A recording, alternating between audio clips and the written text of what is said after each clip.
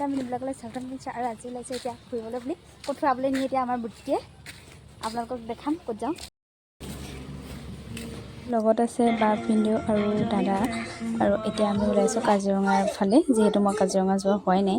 কাজিৰঙালৈ যাওঁতে আচলতে হালদিবাৰী থানখন যিহেতু ৰাস্তাৰ কাষতে পাই যায় আৰু মই এই থানখনত আজিলৈকে সোমাই পোৱা নাই সেইকাৰণে ভাবিলোঁ এবাৰ সোমাই সেৱা কৰি যাওঁ আৰু ড্ৰেছটো প্লিজ মাইণ্ড নকৰিব কাৰণ আমি মন্দিৰলৈ বুলি যিহেতু যোৱা নাছিলোঁ ফুৰিবলৈ গৈছিলোঁ ৰাস্তাৰ কাষতে দেখি পেলাই কেনেকৈ নোসোমোৱাকৈ থাকোঁ আৰু এতিয়া আহিছোঁ লাভ ইউ ৰিজৰ্ট বুলি এখন ৰিজৰ্টলৈ আৰু এই ৰিজৰ্টখন আছে কহৰাৰ পৰা আগলৈ এটা পাহাৰৰ ওপৰত খুব ধুনীয়া এটা পৰিৱেশ আৰু ইয়াতে শহাপহুকেইটা ইমান ধুনীয়াকৈ থৈ দিছে খুব বেছি ভাল লাগিছে চাই আৰু এয়া ওপৰৰ পৰা তলৰ দৃশ্যখিনি আৰু দুখনমান ফটো লৈছিলোঁ সেয়াও আপোনালোকক দেখাই দিছোঁ তাৰ পৰিৱেশটো খুব বেছি ধুনীয়া যিহেতু পাহাৰৰ ওপৰত আছে ৰিজৰ্টখন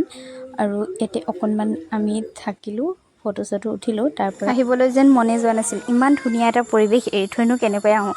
কোনোবা এপাকত এনেকুৱা লাগিছে যেন অসমৰ নহয় এয়া বাহিৰৰহে তাৰ পৰা অলপ আগত বেলেগ এখন ৰিজৰ্টলৈ আমি গৈছিলোঁ যিখনত যিমান বেছি এক্সাইটেড হৈছিলোঁ সিমান বেছি একো ভাল নালাগিলে